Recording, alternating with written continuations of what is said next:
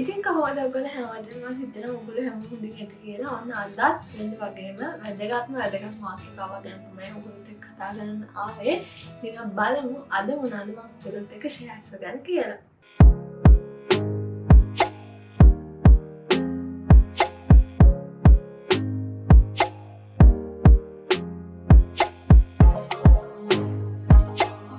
අද මම ඔයගොල්ලොත් එක්ක ෂෙයා කරගන්න ආවේ ගොඩක් මං අද කතා කරන්න ආවේ පාඩම් කරන්න කම්මැලි අයට පාඩම් කරලා හිතෙන්නේ නැති අයට පාඩම් කරන්න ගැලපෙනම ක්‍රමයක් ගැන. මේක සමහරවිට ඔයගොල්ලෝ මේ වෙලෙදි අහලා ඇති. එහෙම නැත්නම් අහලා නැති වුණත් ඕනකට මේක පාවිච්චි කරන්න පුළුවන්. අද මම ඔයගොල්ලොත් එක්ක ෂෙයා කරගන්නේ කොහොමද ඔයාලා මේක පාවිච්චි කරගන්නේ කියන ගැන සහ මේකෙන් ඔයාලට ලැබෙන වාසි මොනවාද කියන ගැන.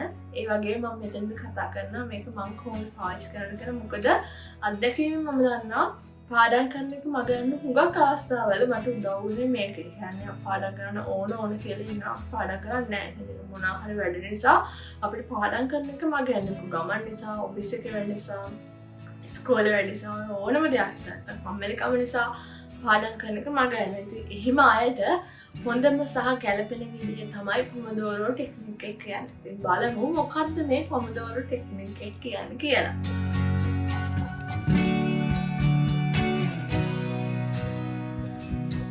මොකක්ද මේ Pomodoro Technique එක? සමහරවිට මේක සම්මික් වචනයක් වෙන්න නැත්නම් මේ වචනය ෆස්ට් ටයිම් අහන වචනයක් වෙන්න පුළුවන්. මේකෙදී ඔයගොල්ලෝ කරන්න ඕනේ විනාඩි 25 කොටස් වලට තමයි ඔයා පාඩම් කරන්නේ. කියන්නේ ඔයා එක විනාඩි 25ක් පාඩම් කරලා ඊට පස්සේ ඔයා විනාඩි 5ක වගේ චූටි බ්‍රේක් එකක් ගන්නවා. ඊළඟට තව විනාඩි 25ක් පාඩම් කරනවා. තවත් විනාඩි 25ක් පාඩම් කරනවා. ඔය විදිහට විනාඩි 25 කොටස් 4ක් ඔයා එක දිගට පාඩම් කරලා තමයි ඔයා ලොකු බ්‍රේක් එකක් ගන්න. ඒ කියන්නේ උදාහරණයක් විදිහට අපි කියනවා නම් ඔයා විනාඩි 25ක් පාඩම් කරලා අනෙක විනාඩි 25ක් පාඩම් කරලා ඔයා ගන්නවා විනාඩි 5ක එක චූටි බ්‍රේක් එකක්. ඒ වෙලාවේදී ෆෝන් එක අල්ලන්න යන්න එපා. ඔයාලට කන්ට්‍රෝල් එකක් නැත්නම් කියන්නේ ඔයා YouTube හරිය ගිහලා ලොකු වීඩියෝස් බලනවා නම් Facebook ගිහලා ගොඩක් ස්ක්‍රෝල් ඩවුන් කර කර යටට යනවා නම් ඔයාලට වෙලාව යන එක තේරෙන්නේ නැත්නම් ඒ දේවල් වලට යන්න එපා. ඒ විනාඩි 5 එක සින්දුවක් අහන්න ඕගොල්ලන්ට පුළුවන්. විනාඩි 3 වගේ සින්දුවක් ඒක අහන්න.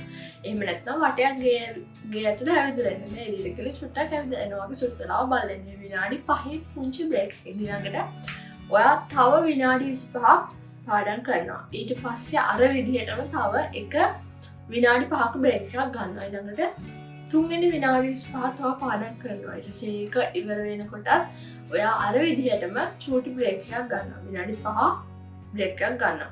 ඊළඟට හතරවෙනි විනාඩි 25ක් තව පාඩම් කරනවා. ඔය විදිහට විනාඩි 25 හතරක් පාඩම් කරලා ඉවර වුණාට පස්සේ ඔයාට පුළුවන්කම හම්බ වෙනවා විනාඩි 30ක බ්‍රේක් එකක් ගන්න.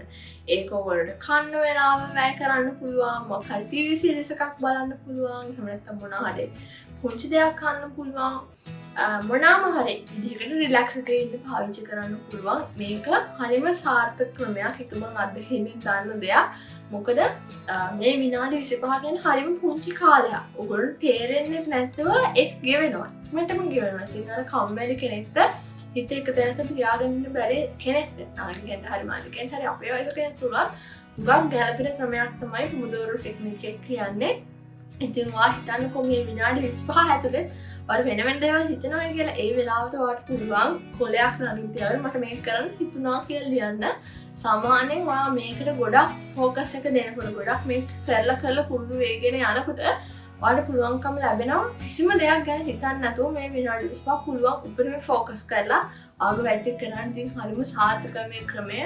ඔයාලට පුළුවන් try කරලා බලන්න. මේක කරන්න පුළුවන් ගොල්ලන්ට එකක් alarm තියාගන්න පුළුවන්. විනාඩි 25 alarm තියාගන්න පුළුවන්.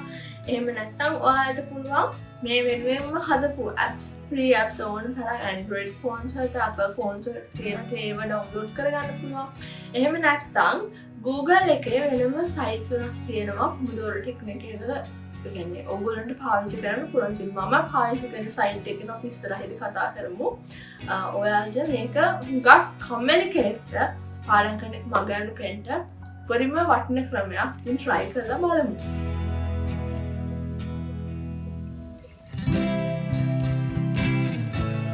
දැන් අපි මේ ගැන කතා කරලා මොනවාද මේකෙන් ඔයගොල්ලන්ට ලැබෙන වාසිය කියන එක ගැන අපි කතා කරන්න ඕනේ. පළවෙනිම සහ වැදගත්ම වාසිය තමයි මම කලිනුත් කිව්වා වගේ පාඩම් කරන එක මගහැරෙන කෙනෙක්ද පාඩම් කරන කම්මැලි කෙනෙක්ද පාඩම් කරන ආයිමත් පුරුදු වෙන්න. එහෙම නැත්නම් ආයිමත් ට්‍රැක් එකට වැටෙන්න හොඳම ගැළපෙනම විදිය තමයි Pomodoro Technique කියන්නේ. try කරලා බලන්න. try කරලා බලපුවා ඉන්නවා නම් සහ දැන්ටත් කරන අය ඉන්නවනම් මම ඉල්ලනවා හරිම ආදරෙන් ඔයාලගේ අත්දැකීම් කමෙන්ට්ස් වලින් එකතු කරන්න. ඒක තව කෙනෙක්ට ලොකු උදව්වක් වෙයි. දෙවෙනි එක හිත හැම යන එක නවත්ත ගන්න පුළුවන්. මොකද මම කිව්වනේ විනාඩි 25ක් කියන්නේ හරිම චූටි කාලයක්. හරියටම බලුවොත් ඒ කියන්නේ අපි වැඩක යෙදෙනවා නම් විනාඩි 25 කියන එක ගෙවෙනවා තේරෙන්නේ නැහැ.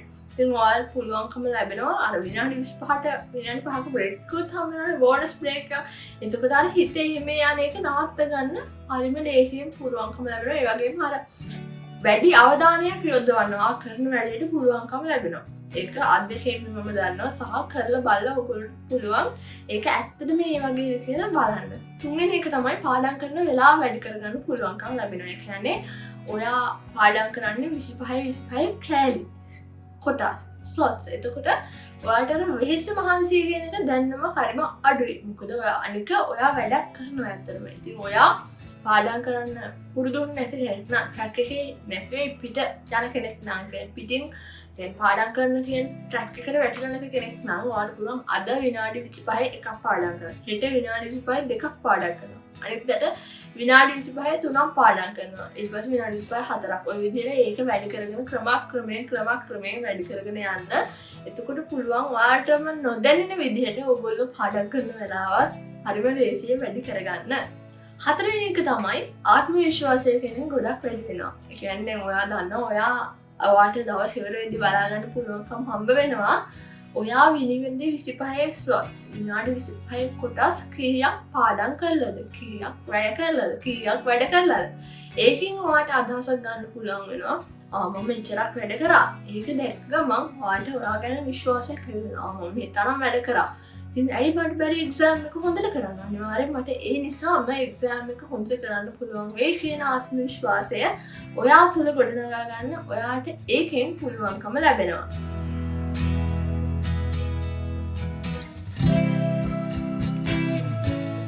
දැන් බලමු. දැන් අපි කතා කරමු මම කොහොමද Pomodoro Technique එක පාවිච්චි කරන්න කියලා. මේකෙදි මම කරන පළවෙනි දේ තමයි to do list එකක් හදාගන්න එක. to do list එක කියන්නේ අපි හිතමු හෙට අපි හිතමු අද දවස් සවුල කියලා නැත්නම් අද දවසේ මම කරන්න තියෙන වැඩ ටික මෙන්න මේ වැඩ ටික. past papers, MCQs ඊට පස්සේ පාඩම් කරන්න තියෙනවා chapters මොනවා හරි ඒ ටික මම ලියා ගන්නවා. මේ ටික තමයි මම අද කරන්න ඕනේ. ඒ to do list එක හදාගන්නකොට ඕගොල්ලන්ට ඒ දවසේ අදාළ දවසේ උදේ කරන්නත් පුළුවන් කලින් දවසේ රෑ කරලා තියන්නත් පුළුවන්. මම සජෙස්ට් කරන්නේ රෑ කරන්න කියන එක. ඒකට අලුත් දවස් පටන් ගද්දිම අපිට ටාගට් එකක් තියෙනවා. ඊළඟට මම කරන්නේ මම කියවනේ මම යූස් කරන්නේ ඇප් එකක්. ඒක ගැන දැන් අපි කතා කරමු. ඒ ඇප් එක දාගෙන මම මගේ to do list එකේ තියෙන එක ටාස්ක් කම්ප්ලීට් කරගෙන යනවා. පළවෙනි එක විනාඩි 25 කෑලි වලට දැන් වැඩ කරන ගමන් කම්ප්ලීට් කරනවා. ඒ විදිහට මම සම්පූර්ණයෙන්ම මගේ to do list එක කම්ප්ලීට් කරන එක තමයි කරන්නේ. ඒක කම්ප්ලීට් කරන්න මම පාවිච්චි කරන්නේ Hello Kitty කියන මේ ඇප් එක. ඒක හරිම කියුට්. ඉතින් ඔයාලට පුළුවන් ඒ ඇප් එක පාවිච්චි කරලා බලන්න. ඉතින් මේ තමයි Pomodoro Kitty කියන මම යූස් කරන ඇප් එක. මෙතන විනාඩි 25 පෙන්නන දෙනවා. මේ කැට් හරිම කියුට්. මේ පුදු හරිම කියුට්. ඒකයි මම මේ වෙබ්සයිට් එකට යූස් කරන්නේ. මෙතනින් ස්ටාර්ට් කියන එක ගිහුවම මේ ඔයාගේ විනාඩි 25 ගෙවෙනවා. ඊට පස්සේ ඔයා වැඩ කරලා ඉවරනාට පස්සේ ඔයාලට පුළුවන් මේක ස්ටොප් කරන්න. ආයෙමත් ඒක විනාඩි 25 වෙනවා. එතකොට ඔයාට විනාඩි 5ක් බ්‍රේක් එකක් අරගෙන ඊළඟට විනාඩි 25 ආයෙමත් ස්ටාර්ට් කරන්න පුළුවන්. මේ විදිහට 4ක් කරාට පස්සේ ඔයාට විනාඩි 30ක බ්‍රේක් එකක් අරගෙන ආයෙමත් වැඩ කරන්න පුළුවන්. ඉතින් ඒ විතරක් නෙවෙයි මේකේ තව ඔයගොල්ලෝ හිස්ටරි එක උනත් බලන්න පුළුවන්. ඒ කියන්නේ ඔයා කොච්චර වෙලාවක් පාඩම් කරාද කියන එකත් මේකේ රෙකෝඩ් වෙනවා. ඒක ඔයාලගේ ආත්ම විශ්වාසය වැඩි කරගන්න ඔයාලට හොඳ රෙකෝඩ් එකක් වෙයි. ඒ වගේම මේකේ තව ඔප්ෂන්ස් පවා තියෙනවා. ඉතින් ඔයාලගේ වර්ක් ටයිම් එක ඉස්සරහට යන්න පුළුවන් වැඩි කරගන්න උනත් මෙතන පුළුවන්කම ලැබෙනවා. ඒ වගේම බ්‍රේක් ටයිම් එක අඩු කරගන්න පුළුවන්. ලොං බ්‍රේක් එක විනාඩි 15 විනාඩි කැමති නම් පැයක්. ඒ එක්සෑම් එකක් ළඟ නැත්නම් පැයක් උනත් විදිහට ඔයගොල්ලන්ට හදාගන්න පුළුවන්. ඒ වගේම මේ පූසාගේ පාට උනත් වෙනස් කරගන්න පුළුවන්කම ලැබෙනවා ඔයගොල්ලන්ට. ඉතින් හරිම කිව්ට් ලස්සනයි. try කරලා බලන්න. මම මේකේ link එකත් ඔයගොල්ලන්ට share කරන්නම්. ඒක ඔයගොල්ලන්ට ලොකු උදව්වක් වෙයි. ඉතින් ඔය තමයි මම පාවිච්චි කරන Pomodoro Technique කියන එක. මම හිතනවා ඒ app එක use කරන්න කොහොමද කියන එක ගැන ඔයාලට දැන් idea එකක් ලැබෙන්න ඇති. ඉතින් ඔයාලා පුළුවන් try කරලා බලන්න. ඒ වගේම try කරන කෙනෙක් නම් ඒ පාවිච්චි කරන කෙනෙක් නම් ඒක කොහොමද කියලා ඔයගොල්ලෝ ගන්න comment section එකේ share කරන්න නවත කරන්න එපා. ඒ වගේම පාඩම් කරන කම්මැලි අය ඉන්නවා නම් අනිවාර්යෙන්ම පාඩම් එකෙන් මේ මෙතන එක යුස් කරලා බලන්න. මේ විදිහට try කරලා බලන්න. ඒක හුඟක් සාර්ථකයි. පාඩම් කරන track එකෙන් පිට ගිය කෙනෙක්ට ලේසියෙන්ම ආයිබෝ track එකට වැටෙන්න පාවිච්චි කරන්න පුළුවන් ක්‍රමයක්. ඒකට වයස් බේදයක් අදාළ නැහැ.